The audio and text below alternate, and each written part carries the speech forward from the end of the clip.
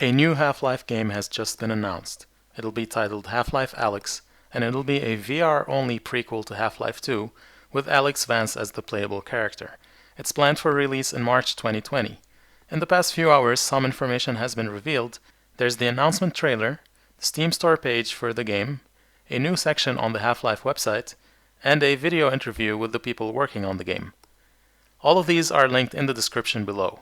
You should watch the trailer if you haven't yet, because I won't react to it in real time. I'm gonna be dissecting it. So feel free to pause this video right here and use the link in the description to give the trailer a proper watch or two. I'll be waiting. Pause me.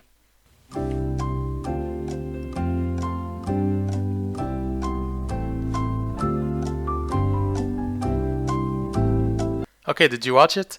Regardless of how you may feel about the VR exclusivity, you gotta admit that was some interesting stuff.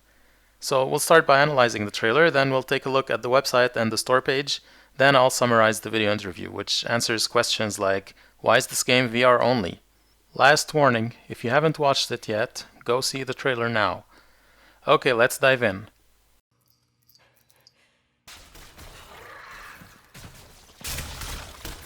Stop! You see this? At first I thought it was a headcrab, but if you take a look at it, it's got a tail, and it's got some kind of manta ray-like wings, except it's skittering on the ground. Maybe it's a new type of headcrab. Also, if you notice here, there was like electricity, so maybe it can like shoot electricity at you.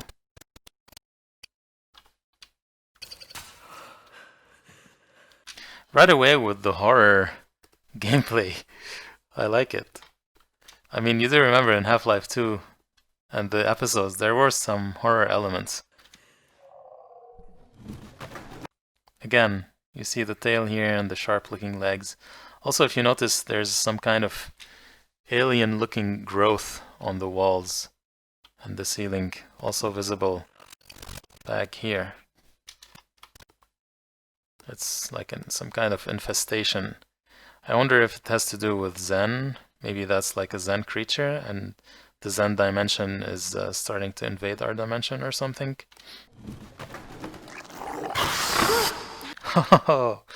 For those of you that play VR, you know that this kind of jump scare, especially with something jumping at your face, is much more intense in VR. Also, can we admire the details? I mean, look at the rim lighting on that headcrab. Look at the subsurface scattering, which is the effect you get when you shine a light through flesh, like through your hand, for example. That looks good. I hope the final game will look this good. I hope this isn't some kind of pre-rendered trailer montage thing. Alyx? Alyx! I'm here. So what's the plan? If we can get this way. So this is the Citadel. It's still being built. So we already know this is going to be a prequel taking place before the events of Half-Life 2. But it looks like several years before. I don't know how fast the Combine are at building, probably very fast, especially when they leverage slave labor from humans. But it looks like it's safe to say it's several years before the events of Half-Life 2. Here we have some helicopters carrying probably building materials up to the Citadel. So let's listen to what they're saying here. We can get this weapon. What we're doing here could change things forever. So it looks like your mission as Alyx is to get your hands on a weapon that hopefully the Resistance can use against the Combine. Valve, yeah. There's no... Alright, so we've got some Combine soldiers, or civil protection, but I see this guy is carrying an AR-2 pulse rifle, so probably full-on Combine soldiers, although the uniforms are different. This is probably like some kind of early uniform. Even the rifle looks a little less substantial, maybe an early version of the rifle. Also, this is a Strider, clearly, but not the version we're used to from Half-Life 2. It's got these mechanical things on the legs, and that's the Strider body, but then you've got a platform on top with a soldier. So this one looks... I don't see a cannon either, I don't see a railgun. So this looks like a mobile surveillance platform variant of the Strider. There's the Combine logo.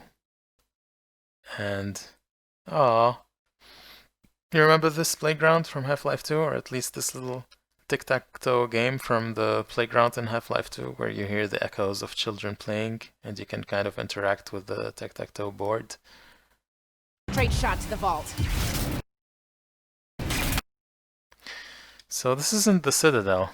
This is some kind of floating structure, maybe a spaceship, maybe a combined spaceship. Looks like it's siphoning electricity from human infrastructure to power it. I'm gonna head inside, find a way out. I'm gonna head inside, find a way out. They're probably talking about the ship. So probably in this game you infiltrate the ship and you try to get your hands on that weapon, since the Citadel is still being built. And here we have an example of some kind of puzzle gameplay. Looks like the simple type where you kind of rotate shapes in order to connect circuits.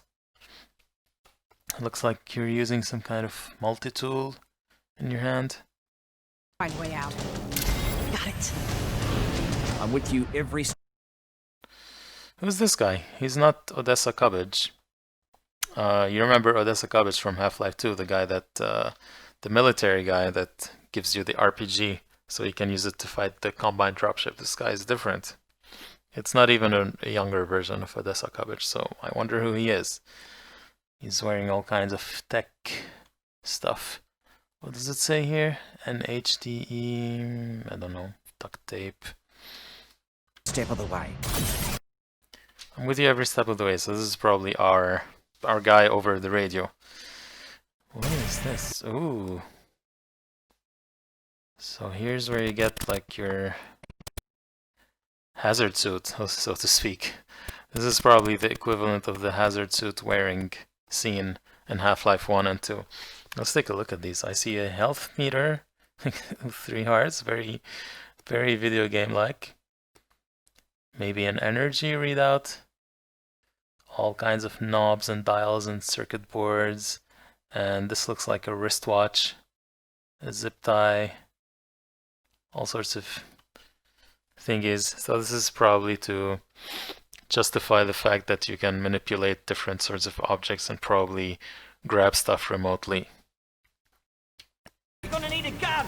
Don't worry, it's unloaded. It's unloaded now!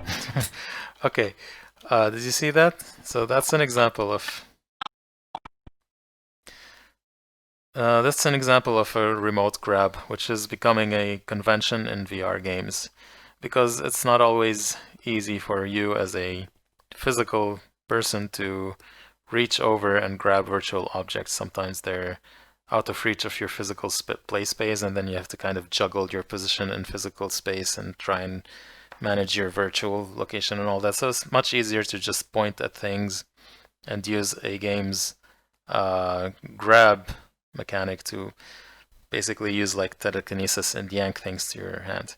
So it looks like in this game they justify that by having you wear some sort of like a mini gravity gun.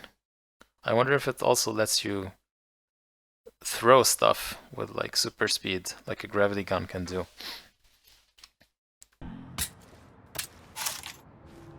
Nice. You see that reloading thing? So I'm glad you get to manually reload your weapons and manipulate them. Early VR games, they hadn't yet figured out how to leverage the full advantage that motion controllers give you. And with early VR games, you just press a button on your motion controller and you would see your weapon play through the reload animation, like in a regular flat screen non-VR game. But then developers figured out that you can interact with your weapons, you know, in details. And so here you see the player slamming in the magazine and then cocking the pistol. Also, it looks like you don't have an on-screen heads-up display other than whatever this thin line is. So it looks like to check your health, you probably have to look at your hands. You probably need to look at these to check your health. And it looks like if you want to check how many rounds are left in your magazine, you have to take out the magazine and look at how many rounds are left, which is cool. I like that. Okay, you hear that sound, that famous sound. That's the sound of the health station in Half-Life 1 and 2, so it looks like this is the equivalent in this game. Also, what is this? This is some kind of alien grub worm looking thing. I wonder if you shove your hand in there and it like gives you a health boost or something.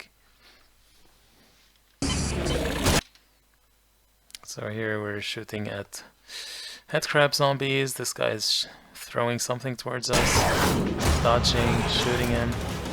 Combine Ammo. Shatter's really picking up. They know Combine Shatter's really picking up. More Zen-like alien growths sneaking around Combine Soldier. So it's got all-out combat, it's got sneaking, it's got some kind of hacking mechanic. you're coming. You need to get out of here, now. Scavenging for spare ammo.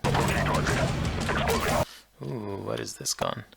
So earlier we saw a pistol, and this looks like another gun of yours, kind of shotgun. Within ammo readout, it says 0. This looks like two rounds, 2 shells, 2 shotgun shells, so it goes from 0 to 2.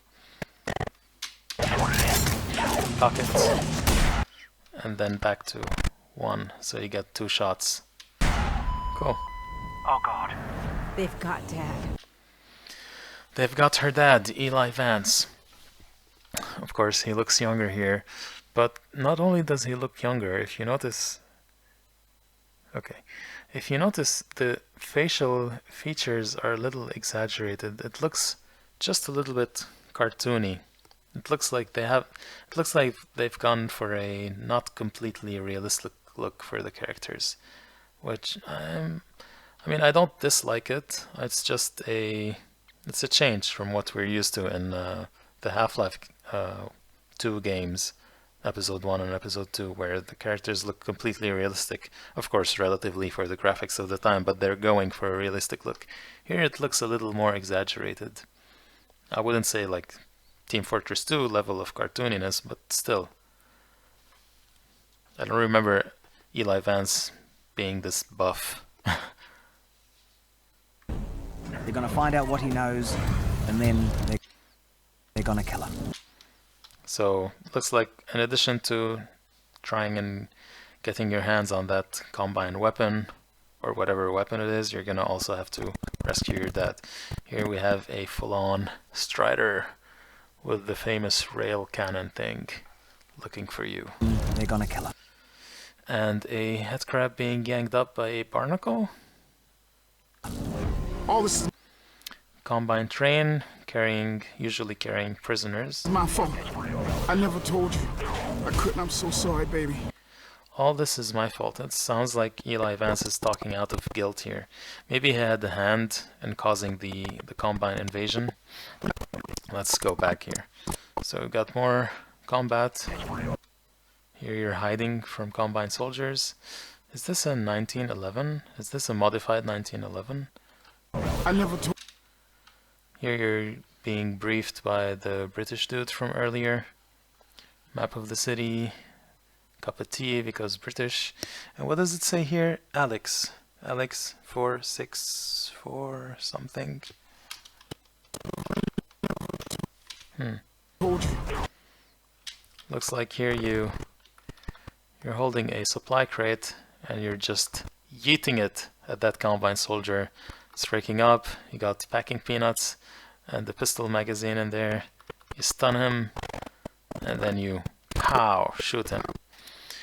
These guys are dead, dangling, going through more Zen or alien looking stuff. Ooh, what is that thing? What is this? And there's like a symbol there. Okay, let's play for a little. You will not save him. Alyx Vance alone cannot prevent his fate.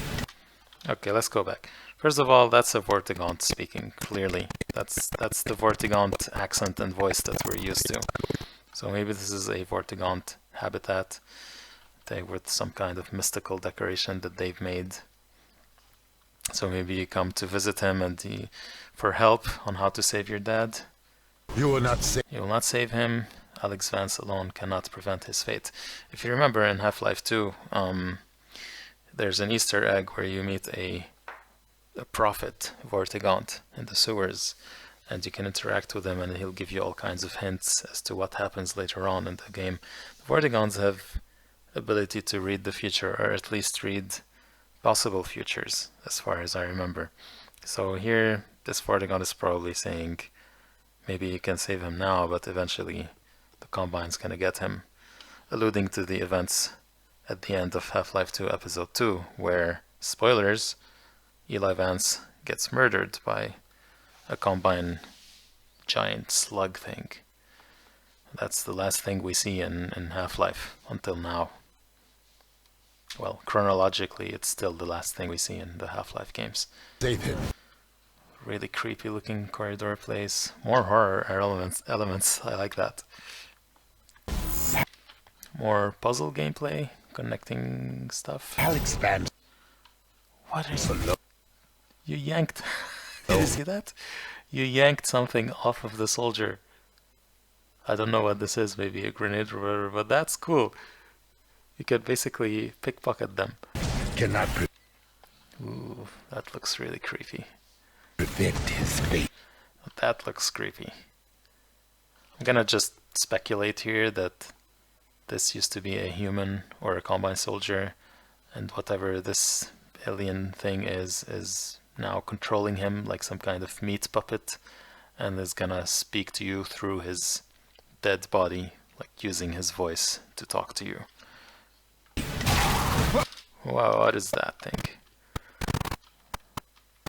Is that a Headcrab zombie from the electric Headcrab earlier? I don't see a Headcrab. I see like a dead looking head, but he's like shooting electricity. He looks disemboweled, in fact. Close your eyes, honey! Close your eyes, honey. That's the last thing we hear Eli Vance say before the Combine kills him. Also, antlions. So we fight antlions. I wonder if we also get to control them in this game. That would be really cool, having the pheromone pods that you can throw like grenades and make them go and attack your target. That would be really cool, throwing them around in VR.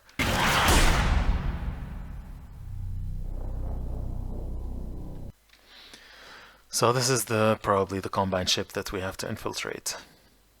It looks cool. Pew.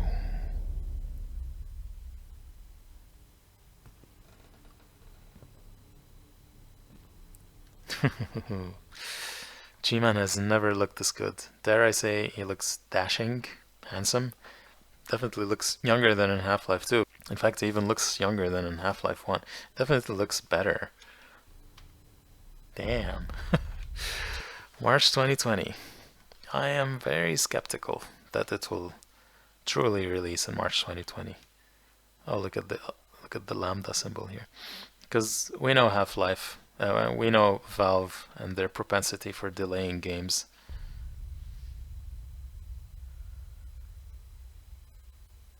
So yeah, there's a new section for the game on halflife.com, and it's gonna be compatible with pretty much all PC VR, Steam VR compatible headsets, including the Oculus headsets and Windows Mixed Reality.